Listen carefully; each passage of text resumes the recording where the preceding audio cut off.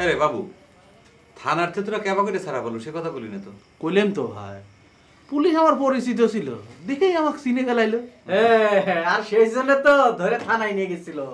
থানায় নিয়ে যাওয়ালে তুই এমন ভাবে কথা করছিস, মনে হচ্ছে থানায় নিয়ে যাওয়া তোকে অসম্মান করছে।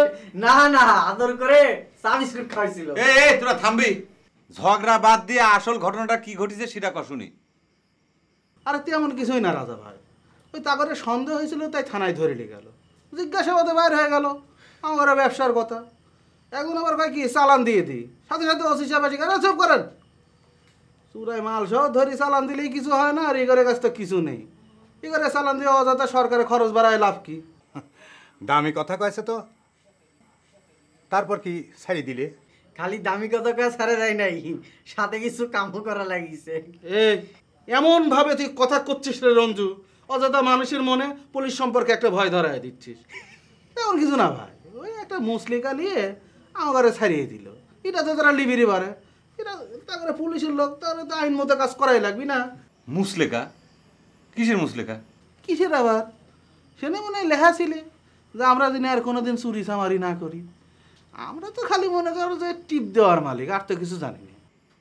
কোষ কি রে, মুসলেকা দিয়ে থানাতে বাইরে হয়ে আইছে, আবার সে পুরিয়ান কাম শুরু করলো।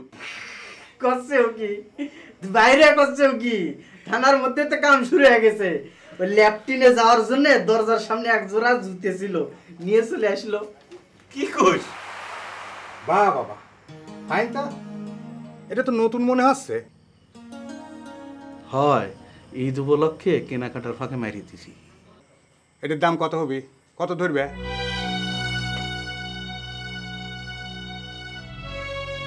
এটা বাদ দিয়ে হিসেব করো, কে? এটা বিক্রি হবি না। ভবিষ্যতের জন্য মনে হচ্ছে রেখে দিবে। বাচ্চার যে মা হবি তার পার মাপি আজ পর্যন্ত হিসাব মিলাই ফেললে না।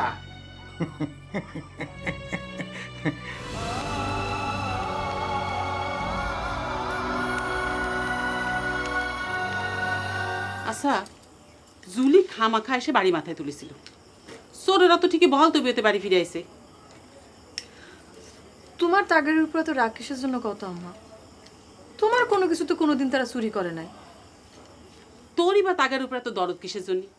চোর সে তো চোরই, আমারই করুক আর জারি করুক। মনে করছিলাম যে পুলিশ ধরে নিয়ে গেছে, এইবার মনে কর পাদুকা বিতানের ঘুঘুর বাসাটা ভাঙবি, তা কিসের কি? পাদুকা বিতানের উপর তোমার কিসের এত রাগ সেটা কিন্তু আমি ভালো করেই জানি। হয়েছে, চুপ করে থাকে। আমার কার উপর কোনো রাগও নাই, ভালোবাসাও নাই। চোরাই জুতার দোকান খুলে বসে তার আবার সাইনবোর্ড লাগায়।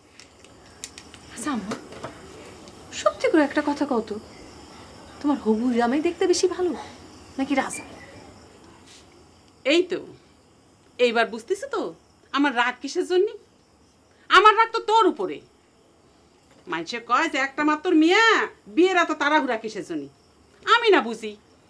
এই যে শোনেক, ঈদের আগেই দিন করবার চাইছে, আমি বললাম তাই করব, যত তাড়াতাড়ি সম্ভব তোকে বিদায় করে দিয়ে তারপর আমার শান্তি।